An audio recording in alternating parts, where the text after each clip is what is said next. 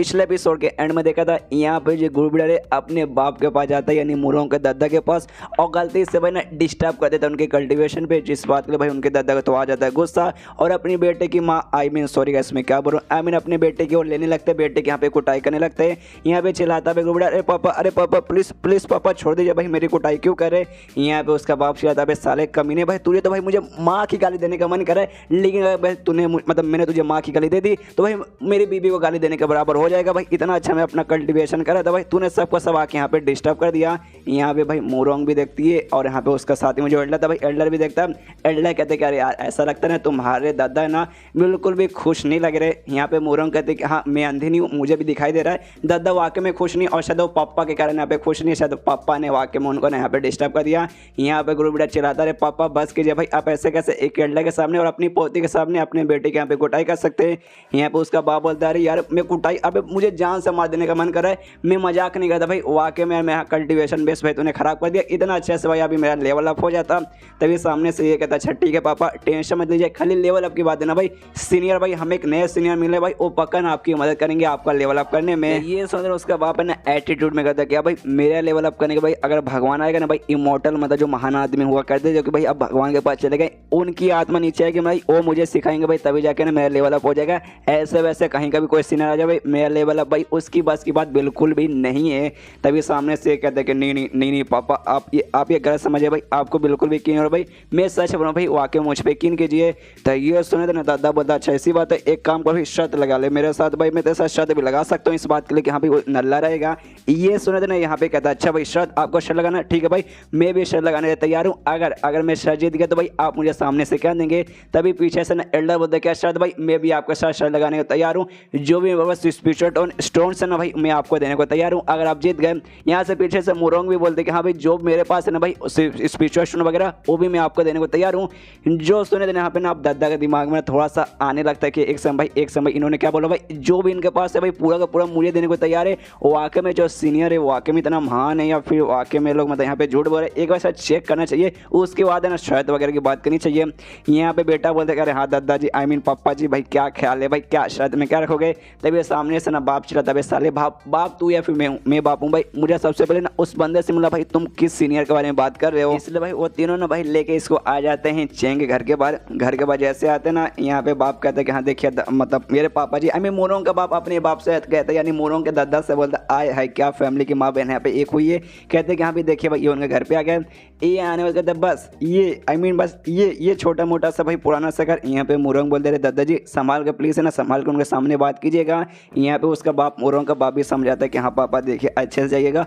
और उनके सामने भाई कल्टीवेशन के बारे में ज़्यादा बातचीत नहीं कीजिएगा, भले ही महान इंसान है भाई हमारे सीनियर लगेंगे लेकिन मैंने वो एक नॉर्मल से मॉडल आदमी बन के यहाँ पे रह रहे और कोई भी उनके सामने कल्टीवेशन इमॉर्टल के बारे में बात करते हैं भाई पावर दिखाने का तो उनको बिल्कुल भी अच्छा नहीं लगता। तो ये सुन कहता अच्छा ठीक है भाई ठीक है और है ना घर के अंदर जाता है, लेकिन जैसे घर के अंदर जाता है ना भाई अपने घुटने पे बेसिकली यहाँ पे आ जाता है। जो देखा था यहाँ पे दोनों बाप बेटे चौक जाते कि अरे पापा अरे दादा भाई आपको यहाँ पे क्या हुआ। यहाँ पे पूरी तरीके से हिल जाता है इसका दादा कि अरे बाप रे वाकई में ये है भाई ये सच में ना भाई एक घर में एक इमोर्टल ही रहता है कमाल का इमोर्टल। और मनी मन सोचता है कि भाई सामने से भाई जो ऑरा मुझे महसूस हो रहा है भाई वो ऑरा महसूस करते भाई एकदम भाई मुझसे यहाँ पे चला ही नहीं जा रहा। तभी सामने कुछ ऑरा भाई बेसिकली इसकी तरफ आता है और ऑरा के साथ है ना एक इंसान बेसिकली आता है सावला से इंसान इसके पास आता है बुढ़ाओ के पास, उसका एकदम मारने वाला ही था। लेकिन जो मुर्गा ना भाई मुर्गा चिल्लाता है भाई चौपर रुक जा, इसलिए भाई वो रुक भी जाता है। इसको मुक्का मारने जाता है बुढ़ाओ को, लेकिन बुढ़ाओ को मुक्का ना मारता है, वहाँ पे शांत हो जाता है मुर्गे के कहने पर। जिसके बाद से ना भाई यहाँ पर ये भी बुढ़ाओ भी हिल जाता है, उसका जो बाप रहता है भाई बाप भी हिल जाता है यानी गुरुबिडर भी हिल जाता है। वो भी देखता भाई ये किया भाई अरे भाई ये तो वही चिकन बोल सॉरी किचन का जो नाइफ यानी किचन का जो चाकू था भाई ये वही चाकू इंटेलिजेंस रूप में आया यानी इंसान के रूप में यहाँ पर वो आया है। यहाँ पे वो दादा भी हिल चुका है, अरे बाप रे एक मतलब चाकू भाई चाकू इतने पावरफुल रूप में आ सकता है। यहाँ पर जो चक्कर था जो इंसान के रूप में है वो कहता मुर्गे से कहता हमें मालूम है मुर्गा नहीं है वो भी एक फोनिक्स बर्ड है। उससे कहते कि अरे सुन भाई फोनिक्स मेरे यार भाई मुझे बुढ़ाऊ बहुत अजीब लग रहा है भाई कमीना हरामी लग रहा है, देख भाई ठड़क तो भाई ऐसे इसके मुंह से टपक रही भाई क्या बताऊँ, और मैंने इससे पहले इसको कभी नहीं देखा है तो भाई मुझे दाल में कुछ काला लगा, इससे भाई मुझे गुस्सा आ गया और भाई इसको मारने के लिए मैं यहाँ पर आ गया। तभी है ना इसका भी मन में बुढ़ाऊ के मन में भी आ रहा कि अरे बाप रे ये जो कोई सा भी जो चक्कू ना भाई चक्कू भी एक टाइप का सामान रहता है। और हालांकि जो सामान रहता है भाई ट्रेजरी टोस बेसिकली कहा जाता है। जो ट्रेजरी टोस है भाई ये उससे भी ना 1000 कदम आगे, मतलब देख सकते हो भाई इसके पास ना खुद का दिमाग है, इंसान के रूप में आ सकता है, एकदम ही इंसानों जैसा बातचीत कर सकता है। पावर तो भाई इतना था भाई, अगर मुझे मुक्का मार दिया रहता तो शायद है ना वहीं पे मेरा कचूमर बन जाता है। तभी है ना यहाँ पे मुर्गा भी कहते हैं कि हाँ भाई देख तुझे भाई ये बुद्धू नहीं लगता, मुझे भी लगता है ये बूढ़ा मुझे बहुत ज़्यादा बुद्धू यहाँ पे ना एकदम ऐसा ये सटकीला लगता है।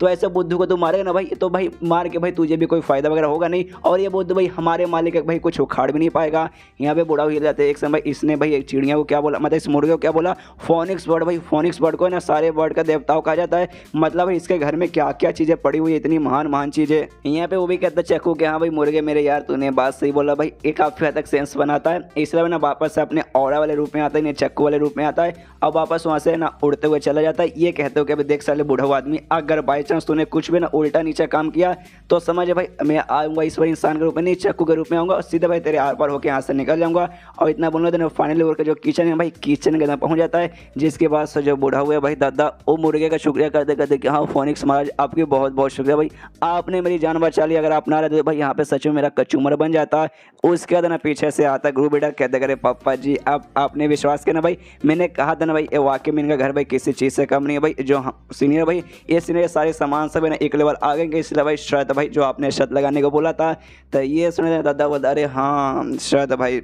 शर्त एक काम कर भाई छोड़ दे, शर्त वर्त क्या बाप के साथ कौन शर्त लगाता है। तो ये सुने थे ना ग्रुप लीडर बोला अरे बाप ना ना ना पापा जी ये आप करे भाई, आपको ऐसा नहीं करना चाहिए भाई, आप अपने बेटे को ऐसा झूठ तो नहीं बोल सकते, आपने शर्त लगाई थी तो आपको शर्त निभाना पड़ेगा। तो ये सुने जोर से चिल्लाता भाई साले भाई तू अपने बाप के साथ उल्टा बातचीत करेगा भाई, बाप को नहीं भाई बाप में हूँ, तू मेरे साथ शर्त लगाएगा तो देखा नहीं भाई अभी मेरी जान निकल जाती, अगर चक्कू ने मुझे मार दिया रहता भाई मैं वहीं पे मर जाता, और तुझे भाई यहाँ पे शर्त के लगी और फिर से अपने बेटे की कुटाई करने लगता। पीछे से इसकी पोती आती है मोरो और कहते दादाजी प्लीज़ शांत हो जाए भाई, हमारे पापा यानी मेरे पापा यानी आपके बेटे हे बुद्धू भाई अपने बेटे को माफ़ कर दीजिए। और ये बात सीनियर के, तो सीनियर है ना शायद अभी तक है ना घर पे नहीं आए, हम लोग जब तक हम इंतजार कर लेते जब आएंगे उनके साथ बातचीत कर लेंगे। तो ये सुन देना ये भी कहते कि हाँ मेरी पोती भाई मैं तुम्हारी बात सुनूंगा, बेटा तो भाई नल्ला निकल गया, मेरी पोती देखो कितनी समझदार है। और तभी जो चेन रहता है ना भाई वो भी मार्केट से सामान वगैरह लेके आ जाता है, लेकिन जैसे अपने घर के बाहर पहुंचता है वो देखता है कि हाँ भाई तीनों भाई ना तीनों जो पागल हो गए यानी मोरंग उसका बाप एल्डर वगैरह सब आ चुका है। तो इसकी फट जाती है, सोचते हैं कि एक काम कर दो भाई यहाँ से भाग के भाई कहीं छुप जाता हूँ,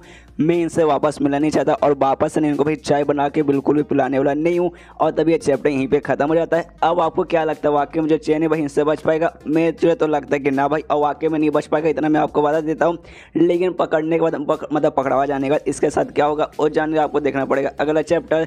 तो मिलते हैं अगले किसी वीडियो में, जब तक के लिए बाय बाय।